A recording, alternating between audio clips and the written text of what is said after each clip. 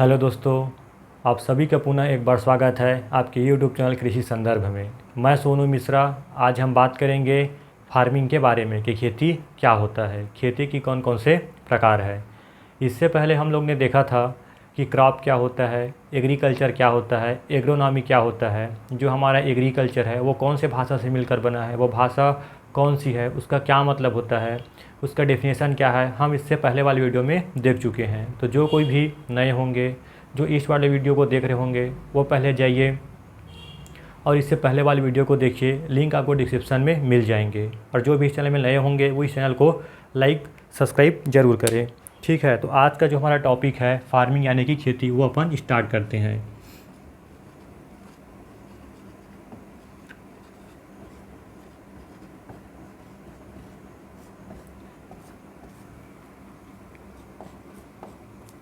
Farming कहने का मतलब ये है कि जितने भी सारे इंटरप्राइजेस, जैसे कि वो फसल उत्पादन हो गया, पशुपालन हो गया, मुर्गी पालन हो गया, मशरूम उत्पादन हो गया, जो कुछ भी है, चाहे वह कुक्कुट पालन हो गया, उसी को क्या बोलेंगे अपन लोग, फार्मिंग बोलेंगे। जब हम विभिन्न इंटरप्राइजेस में से किसी एक इंटरप्राइजेस को अपनाएंगे उसी को क्या बोलेंगे, फार्मिंग बोलेंगे, खेती बोलेंगे। ठीक है भाई, इसका अपन डेफिनेशन क्या लिख सकते हैं, विभिन्न इंटरप्राइजेस में से किसी एक इंटरप्राइजेस को अपनाकर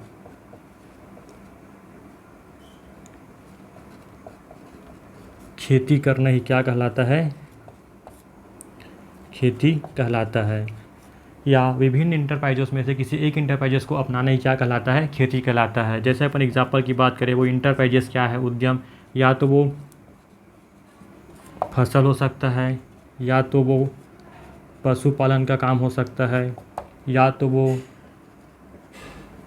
मछली पालन का काम हो सकता है, या तो फिर वो मुर्गी पालन का काम हो सकता है, चाहे फिर वो मशरूम उत्पादन का हो सकता है। ठीक है,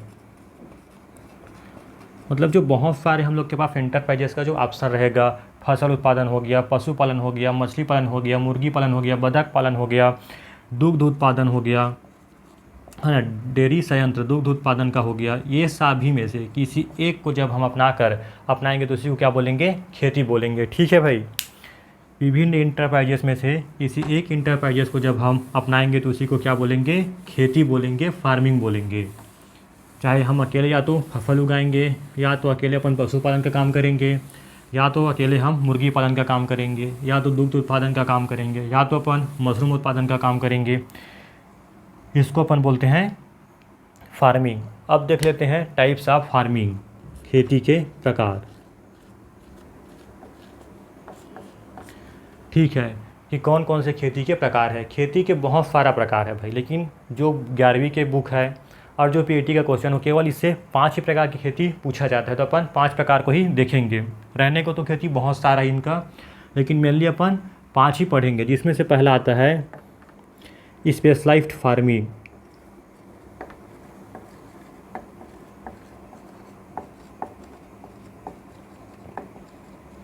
क्या है स्पेशलाइज्ड फार्मिंग, जिसको अपन हिंदी में बोलते हैं विशिष्ट खेती। बस समझते जाना, जैसे इन लोग का नाम है वैसे इन लोग का डेफिनेशन भी है। बस समझते जाना और अपने हिसाब से डेफिनेशन परिभाषा लिखते जाना। दूसरा आता है डाइवर्सिफाइड।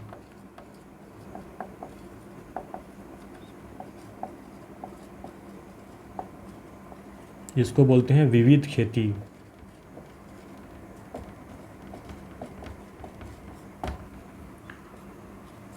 फिर तीसरा आता है मिक्स्ड फार्मिंग, जिसको अपन बोलते हैं मिश्रित खेती।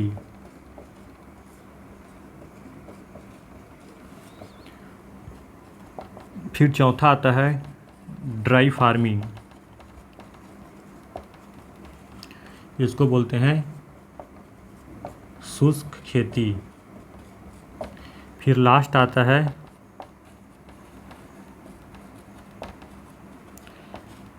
Ranging farming. ये मुख्य रूप से 5 प्रकार की खेती का प्रकार है जिसको आप लोग पढ़ेंगे और इसी से क्वेश्चन पूछा जाता है। 11वीं के बुक में भी यही 5 प्रकार की खेती है। पीएटी का भी अगर पूछा जाए तो इन्हीं पाँचों में से पूछा ही जाएगा। तो सब एक एक करके देख लेते हैं। तो सबसे पहले देखेंगे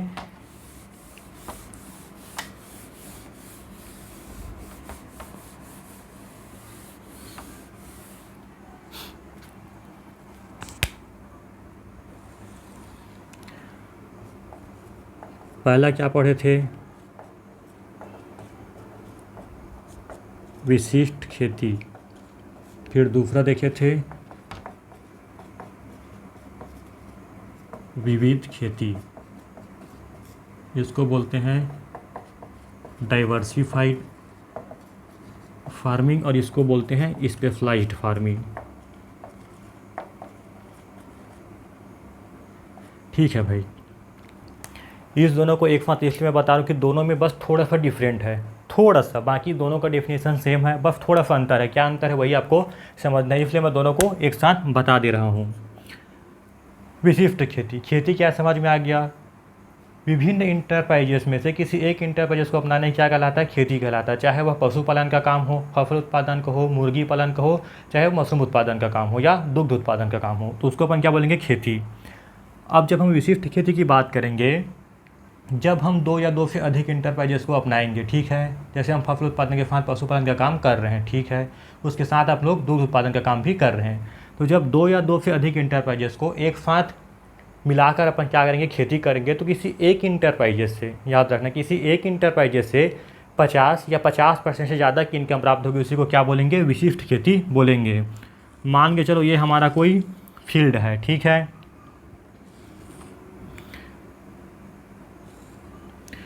थोड़ी सी जगह में अपन क्या कर रहे हैं, फसल उत्पादन का काम कर रहे हैं।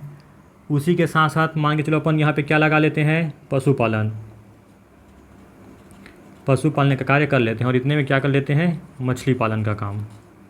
तो हम क्या कर रहे हैं, विशिष्ट खेती में 2 या 2 से अधिक इंटरप्राइजेस को अपना रहे हैं। एक इंटरप्राइजेस फसल हो गया, दूसरा इंटरप्राइजेस पशुपालन हो गया और तीसरा हो गया मछली। तो जब हम 2 या 2 से अधिक इंटरप्राइजेस को अपनाते हैं तो किसी एक इंटरप्राइजेस से, चाहे वह पशुपालन से हो सकता है, 50% से ज़्यादा की इनकम प्राप्त होगा, आय प्राप्त होगा, उसी को क्या बोलेंगे, विशिष्ट खेती, स्पेशलाइज्ड फार्मिंग। चाहे वह एक इंटरप्राइजेस फसल हो सकता है जिससे अपने को 50% से ज़्यादा की आय प्राप्त होगा, इनकम प्राप्त होगा, उसी को बोलते हैं अपन लोग विशिष्ट खेती।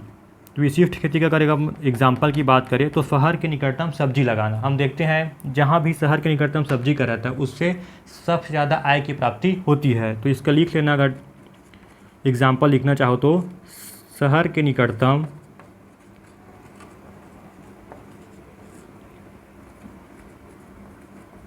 सब्जी लगाना।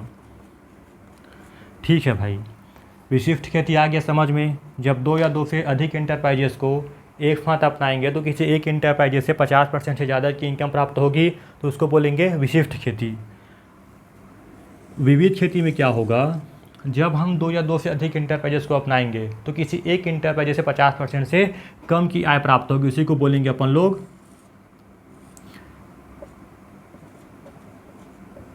विविध खेती।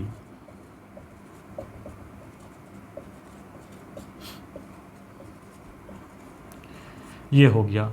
विविध खेती में क्या है, हम लोग ने 2 या 2 से अधिक इंटरप्राइजेस को अपना लिया, ठीक है। एक इंटरप्राइजेस हो गया फसल, दूसरा हो गया पशुपालन और तीसरा इंटरप्राइजेस हो गया मछली पालन।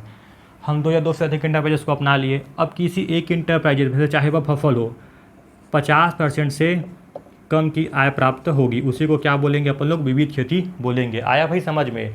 विशिष्ट में किसी एक इंटरप्राइजेस से 50% से ज़्यादा की इनकम प्राप्त होगी, विविध खेती में किसी एक इंटरप्राइजेस से 50% से कम की आय प्राप्त होगी, उसी को बोलेंगे अपन लोग विविध खेती। क्लियर करते जाना, एकदम सिंपल है। दोनों के एक साथ पढ़ने का यही मतलब है कि दोनों का डेफिनेशन सेम है, बस आय में अंतर है, किसी में ज़्यादा होगा किसी में कम होगा। जिसमें ज़्यादा होगा उसको बोलेंगे अपन लोग स्पेशलाइज्ड फार्मिंग, विशिष्ट खेती, और जिसमें 50% से कम आय प्राप्त होता है उसको बोलते हैं विविध खेती, डाइवर्सिफाइड फार्मिंग। उसके बाद देखते हैं तीसरा नंबर,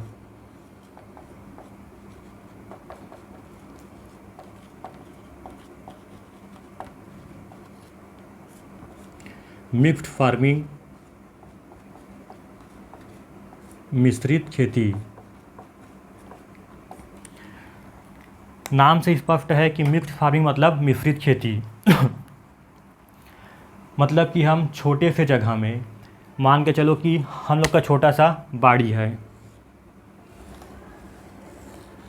छोटा सा बाड़ी है, हम देखते हैं उसी पर सब्जी लगा देंगे आवश्यकताओं की पूर्ति करने के लिए।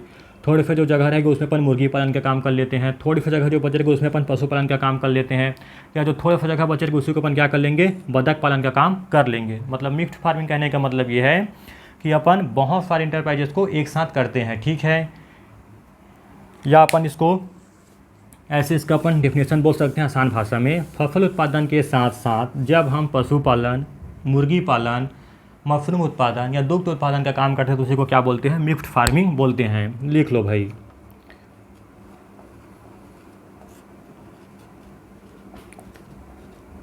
फसल उत्पादन के साथ साथ जब हम पशुपालन, मुर्गी पालन, दुग्ध उत्पादन इत्यादि का अपन क्या करते हैं, एक साथ खेती करते हैं, उसी को क्या बोलते हैं, मिक्स्ड फार्मिंग। फल उत्पादन के साथ साथ जब हम पशुपालन, मुर्गी पालन और दुग्ध उत्पादन का काम करेंगे तो उसी को क्या बोलेंगे, मिक्स्ड फार्मिंग बोलेंगे, मिश्रित खेती बोलेंगे। यह जो मिश्रित खेती है, कभी भी इसका जो ऑब्जेक्ट उद्देश्य ये नहीं होगा कि इससे अपने को आय प्राप्त करना है या अपने को लाभ कमाना है, इसका व्यापारिक दृष्टिकोण से कोई लेना देना नहीं है। जब भी हम मिक्स्ड फार्मिंग करेंगे तो व्यापार नहीं कर सकते, इससे अपन लोग व्यवसाय नहीं कर सकते हैं, इससे अपन लोग आय की प्राप्ति नहीं कर सकते हैं। तो इसका मेन उद्देश्य क्या होगा, जीवन यापन करने के लिए, ठीक है।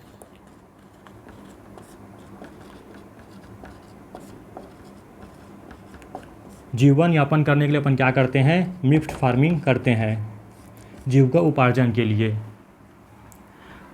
अब कोई इंसान है, अब सब लोग देखे होंगे इस प्रकार का फार्मिंग, किसी का घर छोटा सा है, छोटा सा खेत है तो वहीं पे वो सब्जी उगा लेगा, वहीं पे कुछ फसल लगा लेगा, वहीं पे वो बतख पाल लेगा, वहीं पे वो बकरी पाल लेगा। किस लिए, अपनी आवश्यकताओं को पूर्ति करने के लिए, न कि उससे पैसा कमाने के लिए, जो उसकी जीवन यापन करने के लिए। तो मिक्स्ड फार्मिंग का मेन उद्देश्य यही है कि लोग इसको जीविका उपार्जन के लिए करते हैं, ठीक है भाई।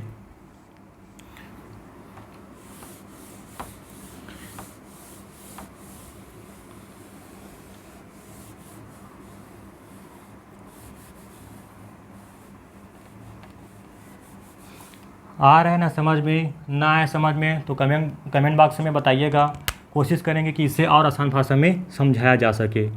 अब चौथे नंबर का आता है हम लोग का ड्राई फार्मिंग, यानी इसको बोलते हैं शुष्क खेती। क्या बोलते हैं, शुष्क खेती।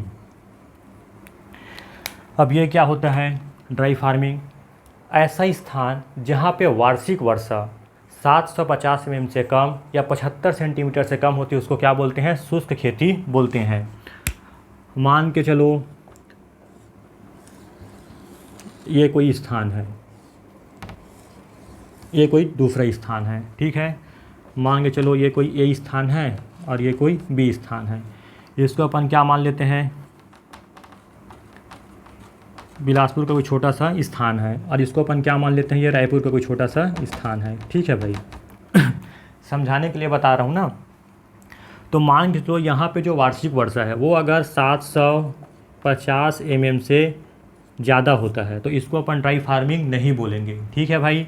अगर रायपुर में 750 mm से कम वार्षिक वर्षा होता है तो इसको बोलेंगे अपन लोग ड्राई फार्मिंग। ऐसे जगह में जो अपन खेती करेंगे उसको बोलते हैं ड्राई फार्मिंग। जहाँ पे 750 mm से कम वर्षा होगा उसको अपन क्या बोलेंगे, ड्राई फार्मिंग बोलेंगे, ठीक है भाई। शुष्क खेती, तो इसका छोटा सा परिभाषा लिख लो, ऐसा स्थान जहाँ पे वार्षिक वर्षा, एनुअल रेनफॉल,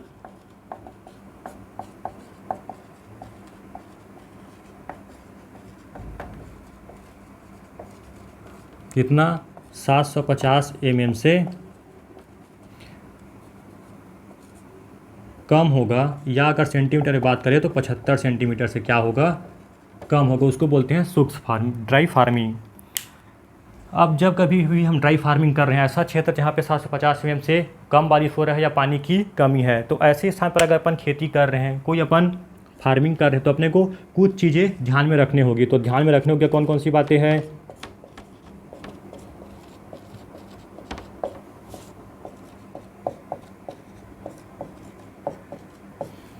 ध्यान में रखने योग्य बातें, सबसे पहला आता है जहाँ पे हम ड्राई फार्मिंग कर रहे हैं वहाँ पे हमेशा जो बीज दर है, जो बुवाई करने के लिए जो हम बीज ले रहे हैं, बीजों की संख्या क्या करना चाहिए? अधिक रखना चाहिए। ठीक है, जो नंबर ऑफ सीड है, जो हम सीड बुवाई कर रहे हैं उसका जो नंबर है वो अपने को अधिक मात्रा में रखना चाहिए। दूसरा, जो प्लांट पॉपुलेशन है, प्लांट पॉपुलेशन मतलब पौधों की संख्या, वो हमें कम रखना चाहिए। पौधों की संख्या ऐसे स्थान पर कम रखना चाहिए। क्यों रखना चाहिए? जितना ज़्यादा पौधों की संख्या होगी उतनी ही उसको पानी की आवश्यकता होगी। हम पहले से ही पानी की कमी है वैसे स्थान पर खेती कर रहे हैं और वहाँ पे अगर अपन पौधों की संख्या ज़्यादा रखते हैं तो वहाँ पे जो फसल उत्पादन का जो कार्य है वो पूर्ण रूप से नहीं होगा। फिर तीसरा आता है, जितने भी जो हरी खाद होते हैं उसका उपयोग नहीं करना चाहिए। जो ग्रीन मैन्योरिंग होते हैं, ठीक है, जो ग्रीन मैन्योरिंग होते हैं, हरी खाद, उनका उपयोग नहीं करना चाहिए। क्यों नहीं करना चाहिए? क्योंकि जो हरी खाद होता है उसको विघटित होने के लिए, विघटन होने के लिए, सड़ने के लिए क्या चाहिए? पानी चाहिए। हम मुश्किल से ही तो फसल उगा रहे हैं, वहाँ पे तो ऑलरेडी पहले से ही पानी की कमी है। अगर वैसे स्थान पर अपन क्या देते हैं? ग्रीन मैन्योरिंग क्रॉप डालते हैं, हरी खाद वाली फसल देते हैं, जो तो थोड़ा बहुत फसल उत्पादन का काम होगा वो भी नहीं होगा। तो अपने को याद रखना है, ध्यान देने वाली बात कौन सी है कि ग्रीन मैन्योरिंग का खाद नहीं देना है। जो ग्रीन मैन्योरिंग वाली पौधे हैं उसको अपन नहीं डालेंगे। फिर ऐसे स्थान पर कार्बनिक खाद देना चाहिए, इसको बोलते हैं अपन लोग कार्बनिक खाद। ठीक है, जैविक खाद भी इसी को बोल सकते हैं। जैविक खाद देते हैं, कार्बनिक खाद यूरिया वगैरह हो गया, गोबर की खाद हो गया, केचुए की खाद हो गया, ऐसे अपन खाद इस स्थान पर देते हैं। ठीक है भाई, ऐसा स्थान जहाँ पे वार्षिक वर्षा 750 mm से कम होता है उसको शुष्क फार्मिंग या ड्राई फार्मिंग बोलते हैं। ऐसे स्थान पर अगर अपन लोग खेती कर रहे हैं तो कुछ चीज़ों को अपने को ध्यान में रखना है, जैसे कि बीज की संख्या हमेशा ज़्यादा रखना है, पौध की संख्या कम रखना है, ग्रीन मैन्योर वाले फसल का उपयोग नहीं करना है, हरी खाद का उपयोग नहीं करना है। क्यों नहीं करना है? क्योंकि उसको विघटित होने के लिए, डिकम्पोज होने के लिए क्या चाहिए? पानी चाहिए। फिर अपने को कार्बनिक खाद का उपयोग करना चाहिए अगर अपन खाद दे रहे हैं तो।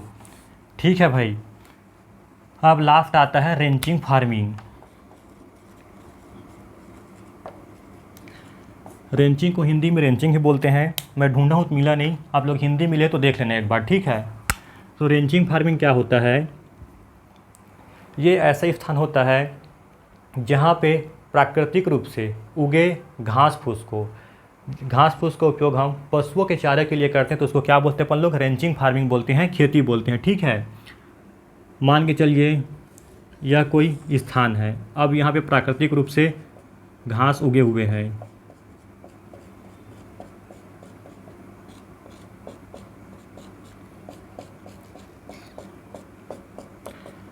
ठीक है, ये कोई स्थान है।